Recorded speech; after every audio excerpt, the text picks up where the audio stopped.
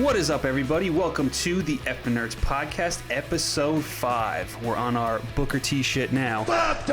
My name is Nick Denizio. Sitting across from me is the one and only Martin Moreno. How we doing, man? We staying healthy? Staying healthy, trying to do that. And I just gotta say something real quick. It's Moreno. Like, you know, like egg? Yes. Or like Yeah. Like E-H, eh? You know, you couldn't, like, correct me, like, before we did this. You gotta do it, like, in front of our, like... Yeah, in front of our 13 listeners. Yeah.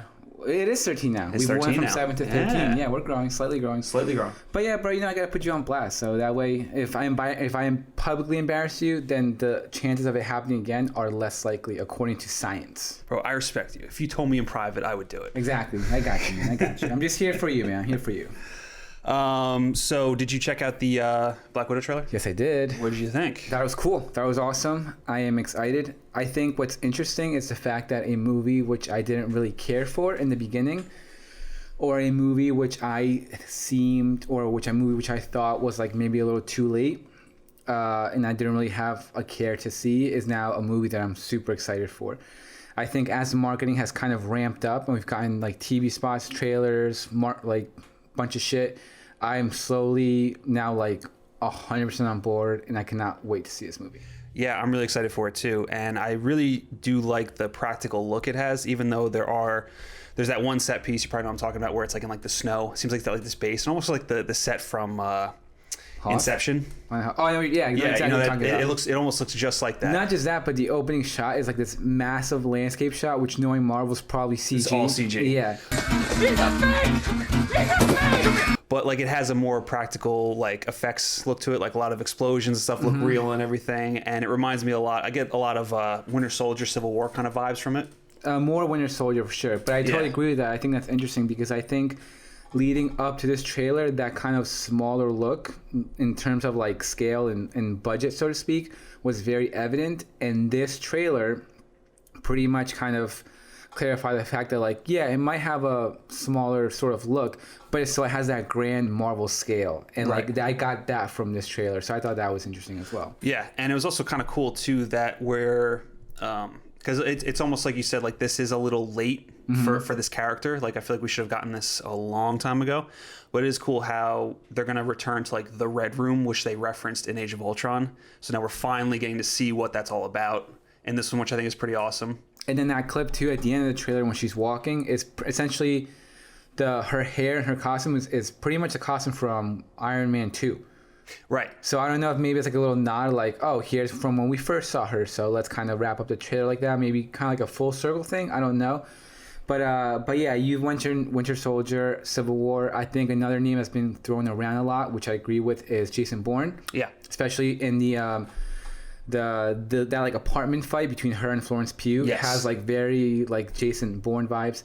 And on the topic of Florence Pugh, I think it was smart that she was featured more in this trailer, because I feel like they're kind of capitalizing on the sort of buzz that she sort of produced over the past couple of months in terms of like Oscar, in terms of movies, and just in terms of like the massive year that she had. Yeah, she got pushed real hard in this trailer. Yeah, like, almost to the point where she's like the co-lead. Yeah, and there may or may not have been a spoiler in the trailer regarding her character. Well, you know what? I mean, at this point, it's all speculation, so I think we can go into it. Does she die? I mean, look, I am one of those people who essentially tries to go into a movie blind, so I don't read too much on movies. I've done that for the past couple of years.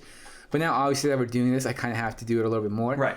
So I wasn't entirely sure as to who Rachel Weisz and David, the Stranger Things dude. Yeah, David Harbour. I wasn't really entirely sure as to what their characters were or who they were, but now I guess it's her mom and dad. Which I kind of wanted to ask you about that. Like, doesn't that go against, like, her whole speech in Infinity War when she's talking to, not Infinity War, Endgame, when she's talking to Captain America, how she said she had no family until she joined the Avengers. Like, yeah. But she says mom to Rachel Weisz. So I'm like, so does she have a family? But I think they kind of, like I said, I think this movie kind of came on late.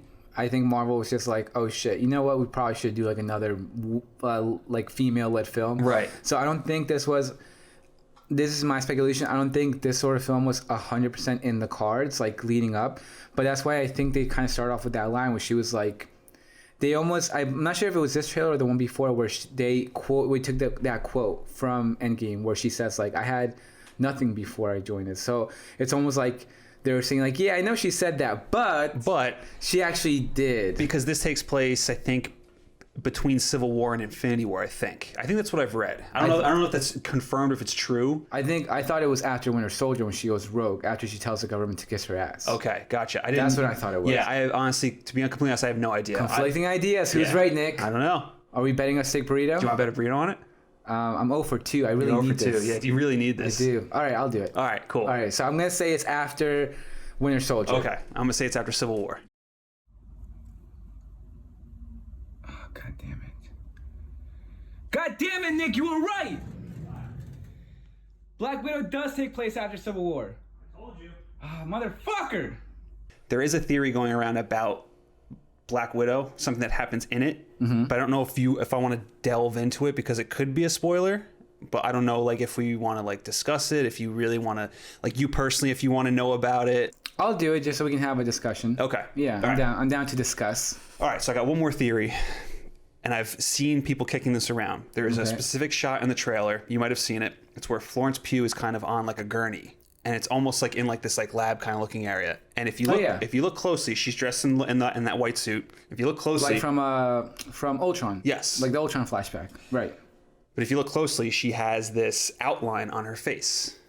I didn't know. And now it's being determined as the face swap theory, where she and Black Widow essentially switch identities.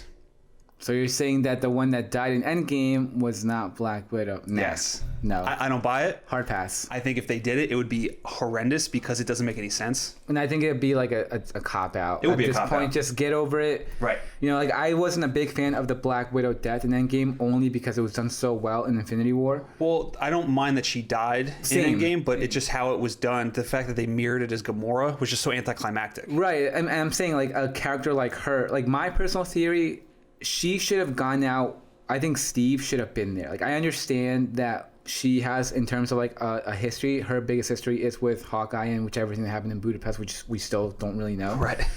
But the relationship that she built with Steve over the several films in the MCU just like has that really strong like brother sister relationship and like really close. So like I was really hoping, and look, we don't always get everything we want and that's fine, but I was really hoping that we would have gotten something like that rocked Steve more in terms of her death. Right. You know, like not just like a little tear up and like we will, like, you know, like I wanted something more in regards to like his emotional impact from her being gone. Agreed. Yeah. So let's talk about Taskmaster, who looks really awesome. He looks in the trailer. badass. At first, I didn't really like his look, but the more footage I see of him, the more I like of it because it wasn't super comic accurate. I'm actually not. I have no idea who Taskmaster is. Okay. Taskmaster is from Taskmaster. The Taskmaster. The Taskmaster. The only reason why I know who Taskmaster is because he's heavily featured in the Spider-Man PlayStation 4 video game. Okay. And he's awesome in Fucking nerd. Yep. But he looks really cool in this. The fact that he's mimicking different superheroes like traits. Did you notice that before I sent that video today? I noticed some of them, not all of them. Went to the Shield with Cap. I saw the Black Panther. Didn't notice the Spider-Man one. Yeah, so there's a video going around. I believe MCU Potter is the handle, but whoever this person is essentially did like a side by side of all like a bunch of superhero poses from the MCU, in like juxtaposed with what Taskmaster did in his past trailer. It's pretty awesome. So, and we see him essentially watching the Iron Man 2 fight. Which is really cool. Yeah, it's cool. So maybe he studies people and like takes their. I think that's kind of what it is. Yeah, like it looks like he Taskmaster, like tactician, pretty much studies people and kind of figures out how he can maybe get like a one up on them or be like a step ahead or something. But, right. Yeah, I thought that little comparison was really cool. And the fact that they're trying to like hide his identity as to who he really is. I mean, you have to. He's a villain. I know you have to, but. Like actually, no, I take that back. You don't necessarily have to. Well, you don't have to, but I kind of feel like they're trying to play up like the mystery as to who he really is, and I feel like he's not anybody. Like, there's not going to be a big reveal in Black Widow as like he's going to be like some character from the past that we all know that we're going to go or like her brother, or right, yeah. like something. I think it's just going to be they're going to introduce somebody, and it's going to be like a. You know, almost like a Scooby-Doo thing where they pull the mask off at the end, like, oh, it's this guy, you know? Yeah, I mean, I'm excited to see what. Like the route they're going to take with him. And like I said before, I think the whole sort of like hand-to-hand, more grounded combat, like his like that, I love that kind of stuff. You know, I love martial arts films. I like when fight scenes look very organic, look very fluid. It's very like visceral. Very visceral, yeah, and it looks real. Like right. It's not, you like, I'm all about stunts. I love it. And that's why I love Winter Soldier so much because those hand-to-hand fight scenes were so cool, and we're always going to get more of that now, and it's right for that character and her sort of world because she's a spy and all that shit. So yeah, I'm excited to see more of it and what it could possibly, if he does play a role in future films. I really hope it's not like a one-off. No, not so much that. If it is a one-off, I don't mind it. Like we said, it's all about execution and how you do it, but I hope it's not the subreddit theory with the whole like, you know, to kind of keep some characters going, like, right. Yeah, if it's done well, then fine. Right. You know, in hindsight, we could look back at this and be like, yeah, they did it well and it works. But for now, I'm just gonna say, I'm excited. Yeah, pumped. Agreed. And I think it hopefully, from what it looks in the trailers, that it's going to continue Marvel's streak with villains, because at one point they had like a pretty big villain problem. I was going to say that, and you read my mind. See that? Mm-hmm. So, with that said, they said coronavirus patients can read each other's minds. Dude, we don't have coronavirus. I don't care if Josh has it. Bro, spoiler alert.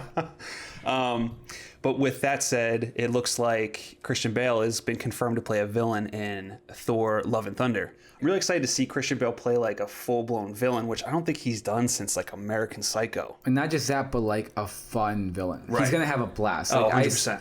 I feel like he's just going to be, no offense to Carl Urban, who we love, and we were just talking about he's essentially like the ultimate kind of nerd in terms of properties. Right, and what he's been in. Yeah, like the guy's covered so much. Yeah.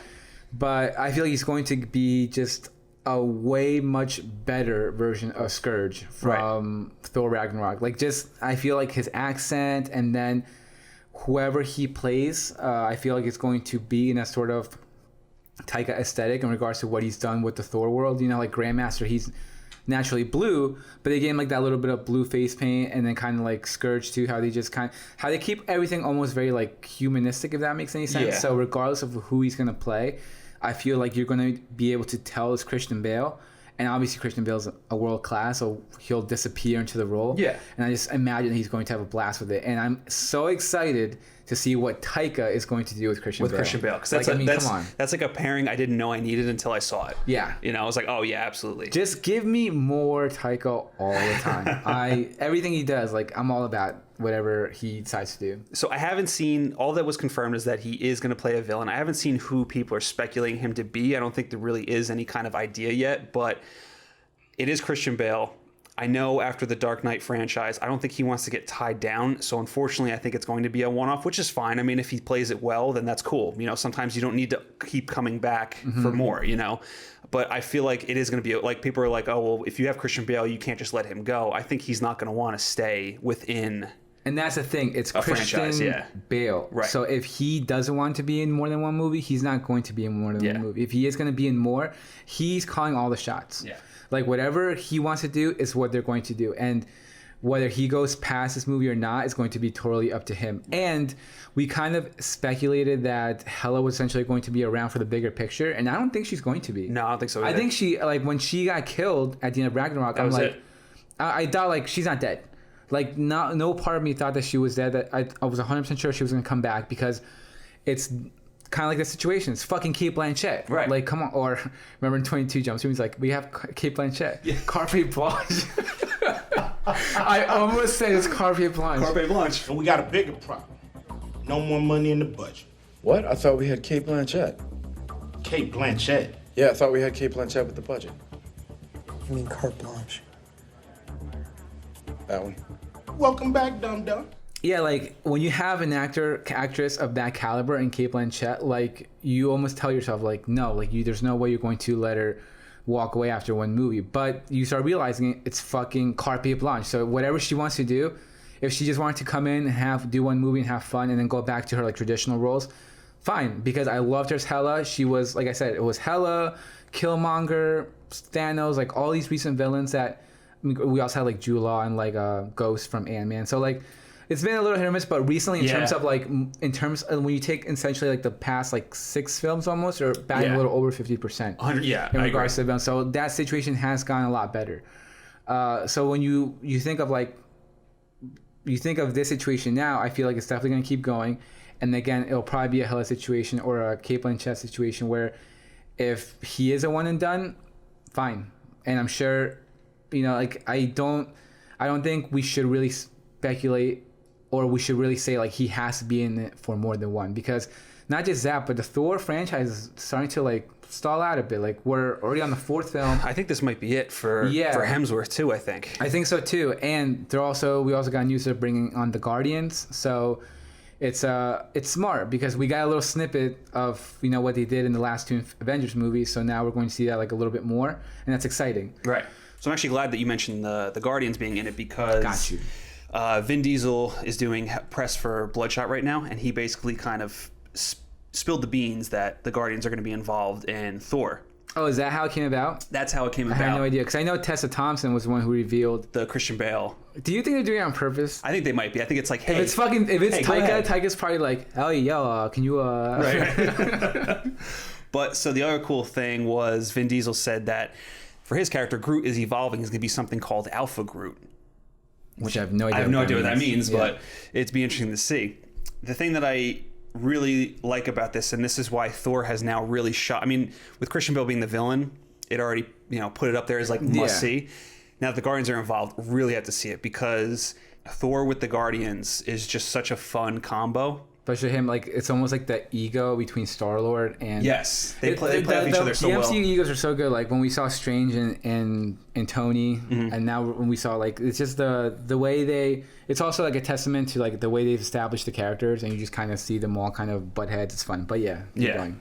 And then the fact that Guardians 3 was supposed to be with Thor, so now the fact that the Guardians got delayed so long, and and I actually really like that they are bringing the Guardians in, because I was kind of bummed that it was going to be like forever when we're going to see the Guardians again. Because like, I guess like the Black Panther situation. Like, I don't understand what's going on. Yeah, like there's so much time in between. I mean, with Guardians, I understand why.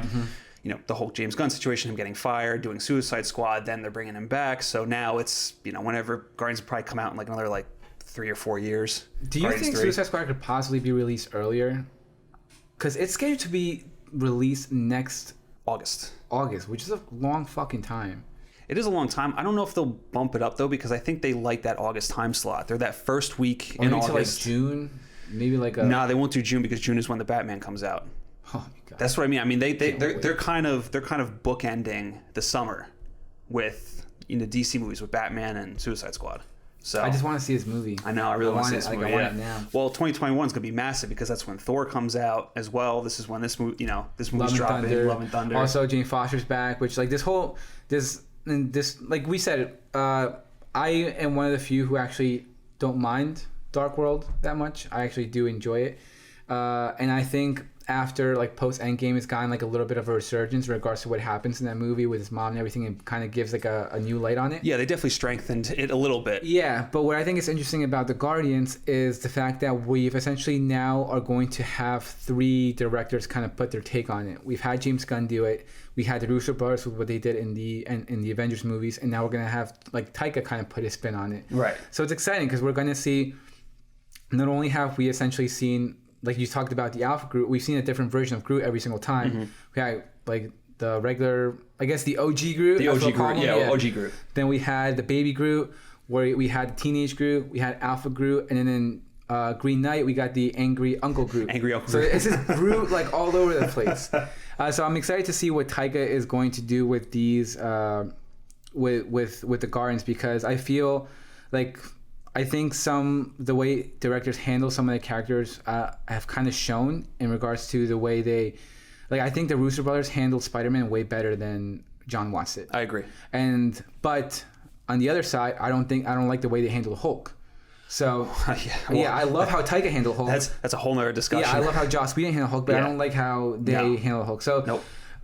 It's like it goes different ways in regards to how they kind of direct and what they do with their characters. But I'm excited to see it's fucking Taika. Yeah. Like I mean, come on, it's like at this point it's like the Guardians are so up his alley, and I can't wait. Well, that's what I mean. The Guardians are so rooted in comedy that it just makes sense that they're going to pair with Taika. You can tell Chris Pratt is going to have. Oh my god! And I hope we get Korg. I hope we get Meek.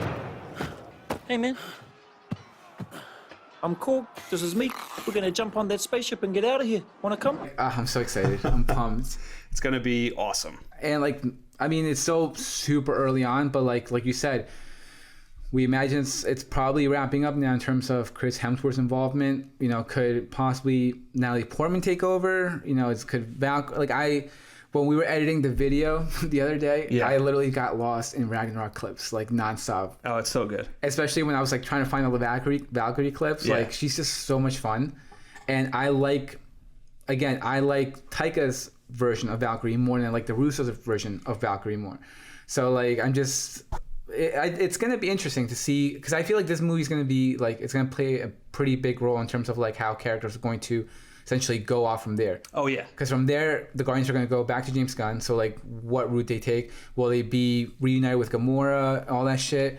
What's going to happen in terms of the Thor character? Could it be possibly like kind of not pass the torch, but pass the hammer onto like Lady Jane and all that stuff? So we'll see. Yeah. We'll see. But I'm excited. Yeah, it's definitely going to be one of their big epic films to come out. Yeah, it's going to be like I guess maybe the space version of Civil War. Yeah. So to speak. That could very well. Yeah. That's a good way to put it. That should be the subtitle. Instead of Thor Love and Thunder. Yeah. Thor space version of Space Civil version of Civil War. Taika, I know you're listening. I know you're one of our 13. Go ahead and take it. You have my permission. That one's on us. Yeah. So we're going to kind of deviate from our usual movie talk and go into a little TV and video games. So we're talking Mortal Kombat Annihilation? Yes, we're talking Mortal Kombat Annihilation and why it's the greatest movie of all time. I've been waiting my entire life for this moment to talk about Mortal Kombat Annihilation. Have you really?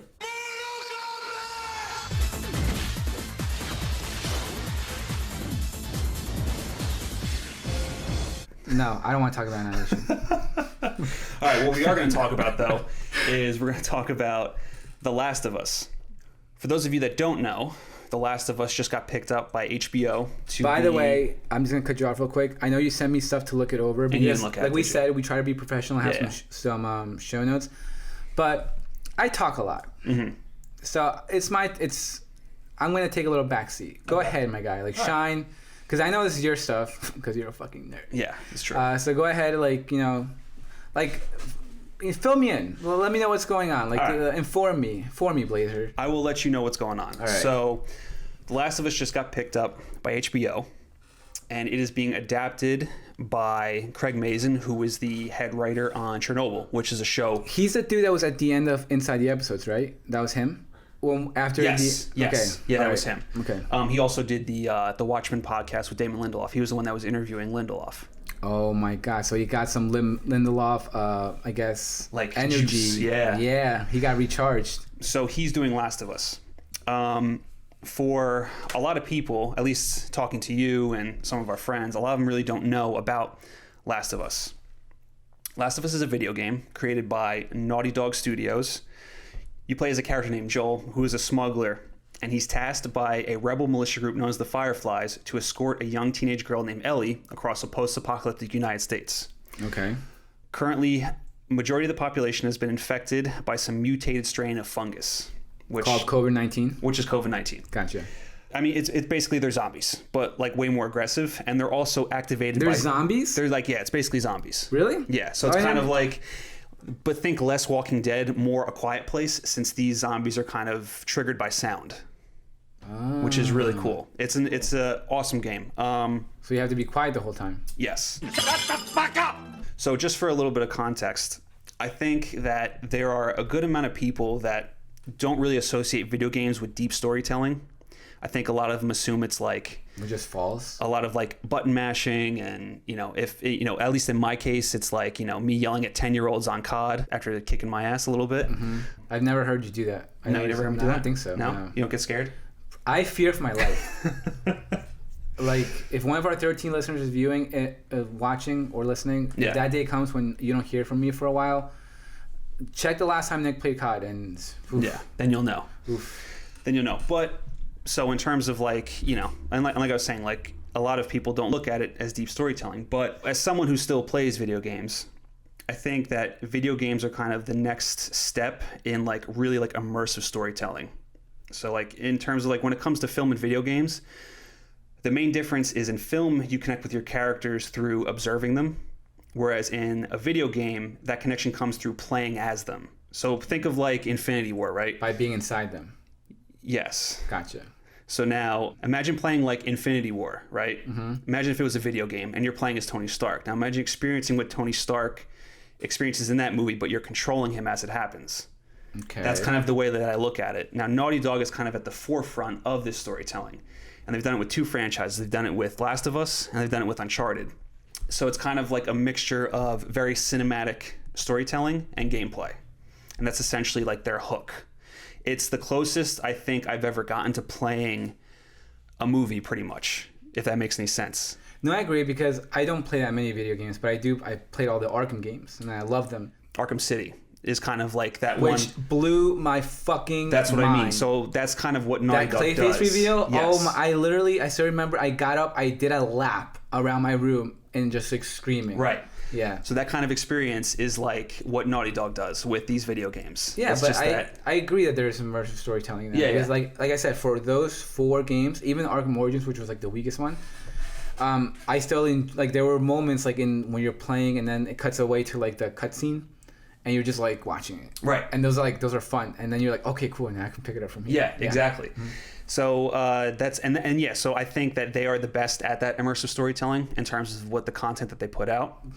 And when it comes to Last of Us is probably like the best video game to come out in the last like 10 years. It's a masterpiece. It's as close as you're gonna get to literally playing a film. And there's gonna be a series, you said? It's turning into a TV show, yeah. Okay. For And HBO. For HBO. Good. And the sequel to Last of Us, the video game, is coming out in May, so that's really exciting. Okay. There's a lot of good stuff coming from Last of Us. But yeah, so the fact that now they are making it into a TV show with the Chernobyl guy is super exciting. And we were super late to the Chernobyl train. Yeah. And it's fantastic. Yeah. Chernobyl, we really enjoyed it. That last episode I thought was like world class. Really wrapped up the series very well. And so obviously it's in good hands in regards to the showrunner, I assume, is what he's going to do. And it's HBO, baby. So they like to dish out that money. So if it is zombies, if it is zombies and post-apocalyptic world and I guess shit, then that means you're going to get good quality in terms of like set design and budget and all that stuff. So, yeah, I'm excited. I didn't know. Had no idea that's what it was. I thought it was like an adventure game. Yeah. Like some, or is that Uncharted? Uncharted. That's basically what Uncharted is. Okay, that's the adventure. Yeah, I think Uncharted I is the mix them adventure both aspect up of all the time. Yeah. And it's crazy how much of a gut punch Last of Us is. Like Last of Us is super like emotional. Like when you play it, it's like I can't believe I'm playing a video game right now. Like that's the level that game takes it to. Really? Yeah. Damn. So it's super exciting that that's going to happen. And Neil Druckmann, who is basically the creative head over at Naughty Dog, he's the one that's kind of in charge of, Last of Us and Uncharted. He's like kind of like the head writer as well. He's also going to be heavily involved in the series. So in terms of authenticity and what they're going to bring to it, I think it's going to be something, man. They got good people on board, essentially. Yeah, they have really good people on board. So with all sort of the pieces aligned, it most likely pointing towards a good series. Yeah, so to speak. Cool. Absolutely. I'm excited. That sounds like fun. That sounds like something in my alley. I'm so one of the 13 people who watch Walking Dead. Yeah. So you know what sucks though, man, is I really liked Walking Dead a lot because I love the post-apocalyptic genre. I'm telling you, it bounces back. I know it bounces back, but I don't have time. I know you don't, and you're at this point 4 seasons behind. Yeah. So it doesn't, I mean, it's fine. I understand. Yeah.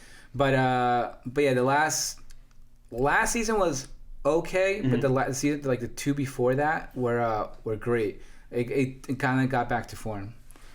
All right, I got a question to ask you too, real quick. Sure. Because I always like to think of like the what if, like what if the zombies broke out? Like what's the first thing you do? If you're in a post-apocalyptic world and there's zombies all over the place, what is your weapon of choice? Okay, see, I like the whole notion of like a crossbow because you can reuse it. Right. You reuse the arrows.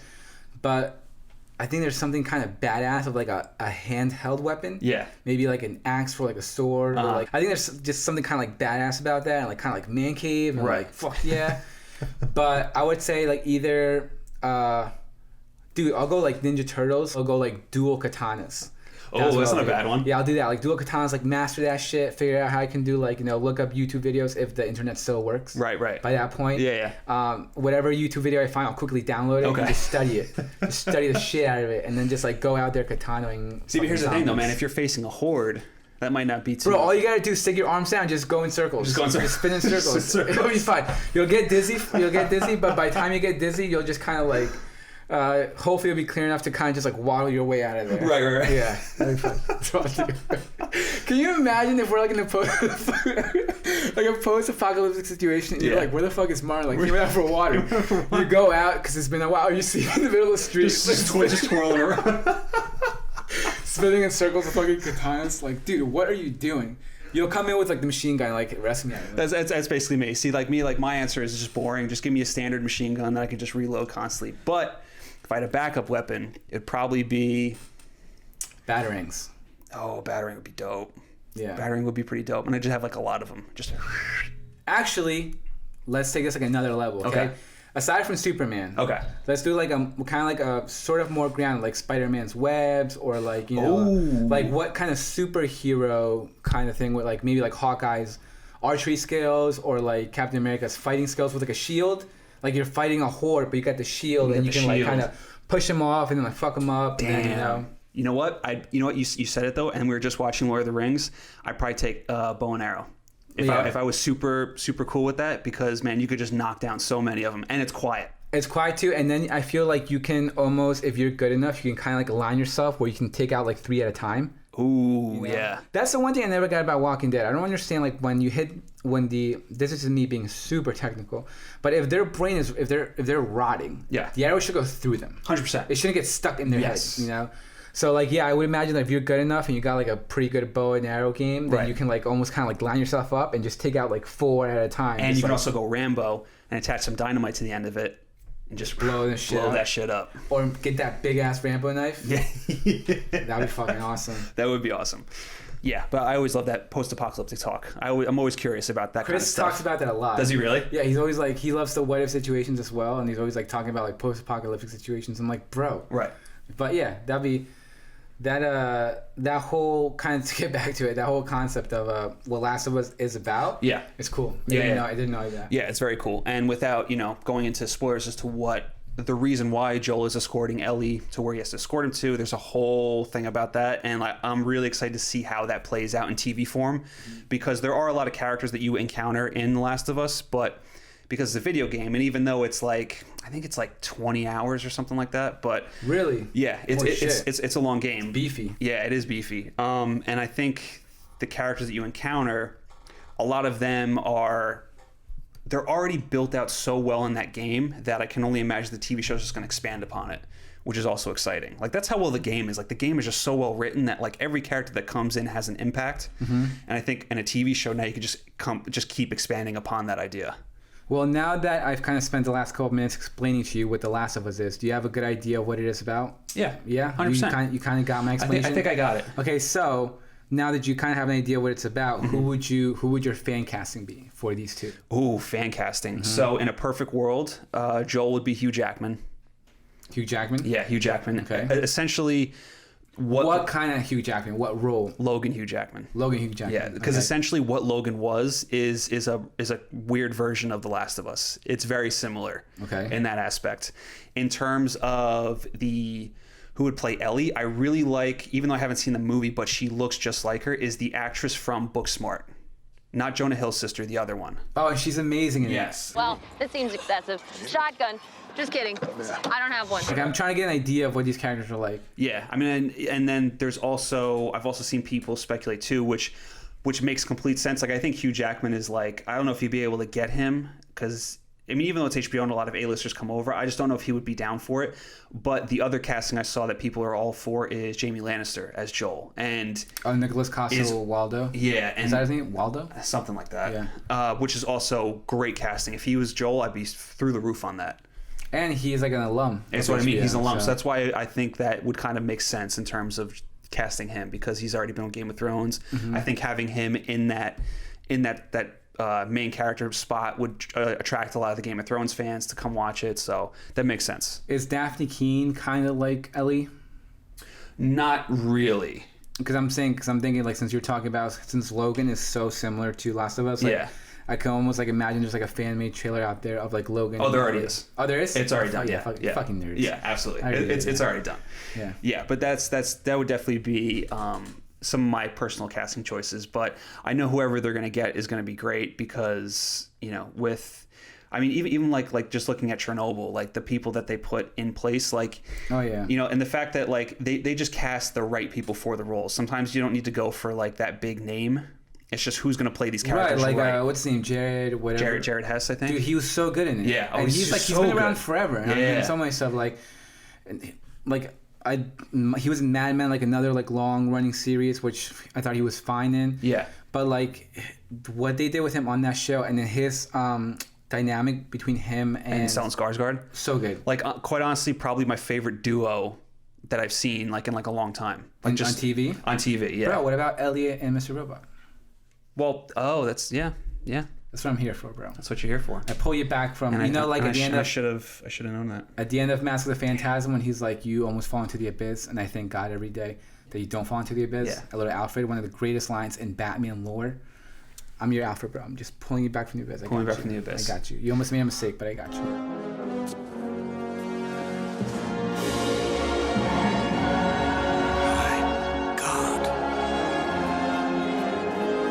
But yeah, Last of Us, super excited for it. I don't know when exactly it's going to come out. It's probably going to be at least a couple years, I would think, because it just got announced.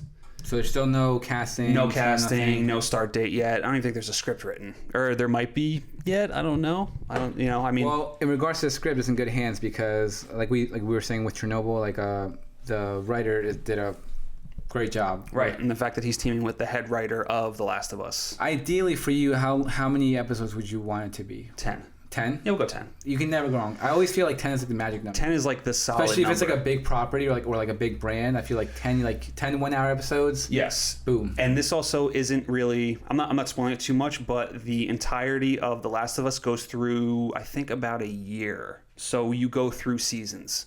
So sections of the game are broken up into seasons. So it's like you go through fall, you go through winter, spring, or I think it starts in spring maybe. Either way, you go through the entirety of the year. Through each season, which is cool. And like each season through the country? And yeah, you're basically like cutting through the countries. And like each section of the game is represented by, so when it's winter, there's snow all over the place, which, I think Obviously. Yeah. I mean, well, I told you this before how like I really want to see like zombies in snow, like on a big budget. Which we got in Game of Thrones. Yeah, but did we though? Yeah, there were zombies in the snow. I guess. I mean, They're basically like undead soldiers though. but They zombies can are fight, dead. yeah, but it's not like zombies though.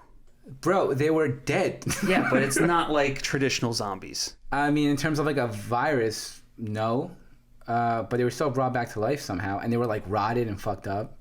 So, and they were in the snow, like all the time. Yeah. We first got them in the snow. Yeah. I You know? guess.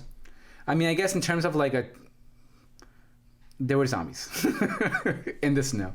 It's okay. I get what you're saying. Yeah, you know what I'm saying. I get what you're saying. Yeah. We'll agree to disagree. So kicking over to some more monster talk. Like the zombies in the snow. Like the zombies in the snow. Mm-hmm. Not like Game of Thrones, though. Oh yeah, okay, but it was still zombies in the snow. And horse zombies. Yeah, okay. And dragon zombies. And dragon zombies. Spoiler alert. No one cares. Yeah, no one cares No anymore. one cares about that. Shame. Shame. Shame. Shame. Shame, shame, shame. The Monsters universe is really starting to get going now after the success of The Invisible Man. Mm-hmm. James Wan has been tasked to kind of develop a sort of modern take on Frankenstein's monster, which seems pretty cool. It sounds like it's like, from what I read the log line, it's that there are these group of kids whose neighbor is making a monster in the basement. That's all that's been So we don't reported know on it. exactly if it's Frankenstein. It hasn't been confirmed. It hasn't but been we just confirmed. kind of assume that it's like, Frankenstein. assume that's Frankenstein. And I also don't know if James Wan's directing or if he's just producing. Regardless of what he's doing, it's holding off Aquaman 2. Right. So, bro, he just keeps doing more stuff before I know. Aquaman 2. I don't get it. At this point, I almost kind of want to make a bet as to what we're going to get first. Aquaman 2 or Black Panther 2. Because I feel like they're both like... Well, Aquaman 2 is not till, 2022? Yeah, but so is I think Black Panther was also 2022. Like February 2022, I think. Whatever. I know. It's okay. Let your favorite movie of all time, Avatar sequel, come out, so we can kind of copy their. I can also. I also would not be surprised if that's why. Not that they're going to wait because it's still. But is that this year? No, it's next year, right? I Avatar thought 2? it was this year. Is it this year? I thought it was this year, shit, 2020. wow. Well, it was supposed to be the past 4 years, Right, or something like that. Yeah, that is true. So every year it was like, oh, next year, next year, and I can't wait to see the water effects shit on Aquaman's effects. They're probably going to because they're definitely going to, because the water effects in Aquaman were pretty solid for being for the most part, and there were there was a lot of good like underwater shots, right? You know, but you just know that Cameron's gonna come out with some crazy shit, put his dick all over on. But then effects. James Wan's gonna take that, bring it to Aquaman 2. Maybe make it a little more scarier, a little spooky. Maybe. Anyway, that's just kind of like the ongoing sort of DC, EU, or whatever the fuck it's called, kind of frustration. But I think this is cool because it's not confirmed that it's Frankenstein, and it could be for all we know, it could be a COVID-19 doctor who was studying the strand. You know, we know it's from bats. Right. Maybe he was in his basement studying it, and then he created Dracula. That could be pretty cool. Yeah, we don't know. Well, it could be Dr. Langstrom, tie it in with Batman. Wow. We always go back to Batman. We always go back to Batman. It all leads back to Batman. Always. Well, they're not doing that too. They now just announced that they have a director for Dracula, which is Karyn Kusama. Any resume? Anything that we know? Yeah, so she's done Aeon Flux, Jennifer's Body, The Invitation with Logan Marshall Green. So that's a little bit of an upgrade connection. And most recently, she did Destroyer with Nicole Kidman. Came out, I think, 2 years ago. I didn't see. Oh, I saw Aeon Flux. It was a little rough, but that was a long time. That was a long time ago. Yeah. Jennifer's Body is a huge guilty pleasure of mine. Well, Jennifer's Body has a big cult following now. Yeah, and I think it's all of it. Like I love Diablo Cody, so like I'm gonna see anything she writes. Right. So I really do love Jennifer's Body. The Invitation, I don't think I saw. A lot of people are a fan of it though. Like I saw a lot of high praise for that. I'll probably check it out. And then Destroyer, I don't know much about. I didn't see Destroyer either. It looked pretty cool. Like Nicole Kidman looked like she was a badass in it. I think if I saw the trailer, I probably kind of get like right now it's dead in my mind. Okay. Like, I don't really know, but I feel like it's trying to break free. Yeah. You know, it's trying to like Freddie Mercury, but cool. Yeah. But her TV work is also pretty impressive. She's done shows like she did an episode of The Outsider, *Halt and Catch Fire*, *Billions*, and *Man in the High Castle*. And those are all like well received shows. Yeah, exactly. So that's some good shit. Yeah. So and same thing. It's just early stages. There's no log line as to like what the movie's actually about. I'm assuming it's gonna be a modern take on Dracula, but we'll see. Yeah, we'll see what she can do. But it's under Blumhouse, so. Do you think if it is Frankenstein, do you think it'll be better than Victor Frankenstein with James McAvoy? I haven't even seen that. Okay, Did you watch it? I did. You did. Do you think it'll be better than I Frankenstein with Two-Face? I'm just avoiding any Frankenstein movies right now. Do you think it'll be better than the Frankenstein from Van Helsing? Frankenstein has got a bad rap. He's got a bad rap. Yeah, he's in desperate need of a reinvention. Yeah, and I hope, I want to see Frankenstein. Granted, it's all kinds of speculation, but I would love to see Frankenstein kind of be born and just rip someone in half. I want to see a violent, scary fuck shit. I mean, that's kind of what they kind of modeled Jason Voorhees after. Is basically kind of like a Frankenstein type. Mm-hmm. You know what I mean? Frankenstein's kind of like the original of that ilk, you know, like the kind of slow, brooding big dude. Yeah. Exactly. But that's actually fun too because that kind of has a Disturbia vibe. Yes, or a Rear Window vibe. Actually, that's kind of what that's. It's funny you say that because that's how they described it in the Hollywood Reporter article about the James Wan movie. Is that it's Disturbia with, some guy making a monster in his basement. Okay. So kind of Disturbia meets Frankenstein. Cool. Oh, you know what else was interesting too? Is apparently Dracula is in the free public domain, so anybody can make their own Dracula movie. So, do you want to make a Dracula movie? Yeah. Right? We should make a Dracula movie. We should do we were talking about the show, The Batman. Yeah. And they did a Batman vs. Dracula, which was kind of cool. Oh, yeah. Which was fun. And I'm down to do that. Yeah. We should do some shit I'm just kind of spitting right now, but something where like you have to guess Dracula's name in order to like beat him. Like, what was his name? Oh, what was his name? Yeah, like kind of like like Valak from like The Conjuring 2. You are Valak! The Defiler! The Profane! The Marquis of Snakes! Oh, yeah. It's been done a couple times. So you have to guess like the evil entity's name. And for some reason, godforsaken reason, that just kind of popped into my head. Right. Like, what was Dracula's name? Interesting. Yeah, but yeah, dude, I'm down to do that. You know, I just said our own story. So we'll base it around a scientist who was studying the COVID-19 virus. Came from bats. Right. And maybe infected himself, you know, modern whatever, right. You know, and then boom, he became Dracula. He becomes Dracula. So we'll set it like years from now, like in the future. Yeah. But he was like the first one, and it was the guy studying the COVID-19 virus. Shit. Boom. And all the people who are infected are his legion, or his army. Because Dracula always has an army. Yep. Bro, why aren't we in Hollywood? I don't know. Oh my God. The ideas are there. The ideas are there. The money is there. We could be like... We deserve more than 13 followers. I agree. We are too smart to have under 13. I The other thing I wanted to ask you too is now that this whole Monsters Universe thing is kind of really starting to ramp up again, who would you like to see them adapt that hasn't already been announced or... Who would I like to see adapt? I would like to see the Wolfman, just because I wasn't a huge fan of the Joe Johnston remake with Emily Blunt and Benicio del Toro. It was kind of like it was weird because like parts of it like I really like and I was like, oh, this is cool. I love the like, violence in it.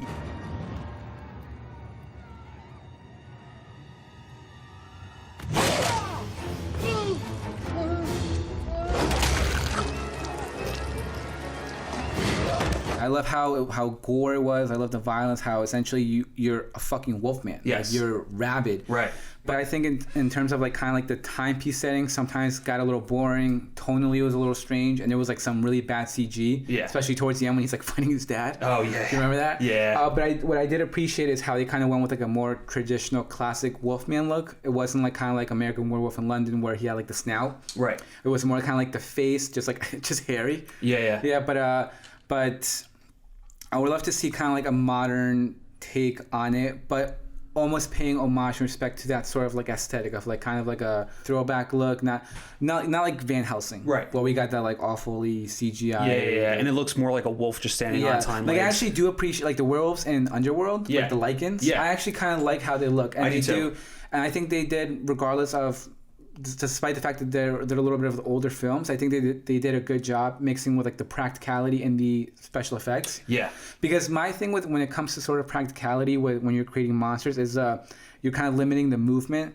And like I said, I like it. Like we were talking about the Black Widow trailer. I like it when it's very fluid and organic. And sometimes when you have kind of these costumes or whatever, it's very stiff and it's kind of like hard to move.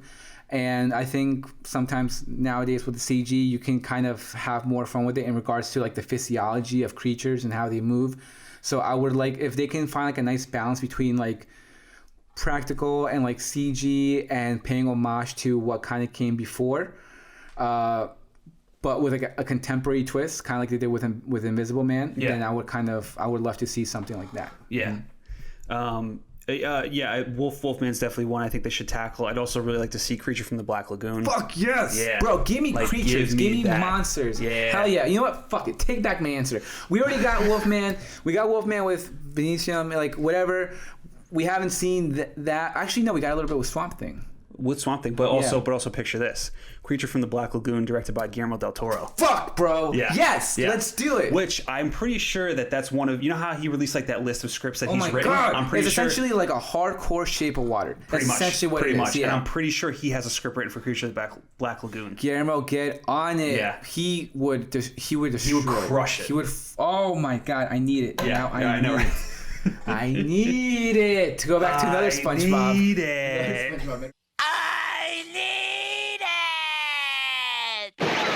But yeah, it's essentially just a more because even like Shape of Water almost had like kind of like a timepiece like feel to it. It definitely does. Yeah, but I think they should, if they are sort of trying to build this universe, let's follow in Lee Whannell's footsteps. It's kind of take all these sort of all these properties, these monsters, everything that we know, and let's kind of give it a contemporary or like modern take on it. Right. And let's kind of but also not forget why they are these classic monsters. Exactly. Like keep them scary, keep them, and like I like how, since it is Blumhouse, we can lean into more of the violent tendencies too. Yes, and even like we were saying with Star Wars, when you don't have to copy it, but kind of be inspired from it. If you do something, for example, like we had Iron Man, which was set in present day. Then we had the first Avenger with Captain America, which was like back in that day, a little Joe Johnston kind of Wolfman Johnson, like a little connection. But like something like that, where maybe we take something like Dracula or Wolfman or something, kind of establish it first, like a little timepiece, and then bring it into present day. Even something like that could be interesting, because that way you keep it fresh and you're not sort of hitting the same beat over and over again with the same movie of like technology or whatever's going on in the modern day or something like that, Yeah, that'd be really cool. Yeah, really cool. All right, so that's episode 5, man. 5 episodes down already. Dude, we're like flying through this. I know, man. Who would have thought? Got a couple reviews under our belt, man. It's going good. Yeah. Any shout outs you want to give?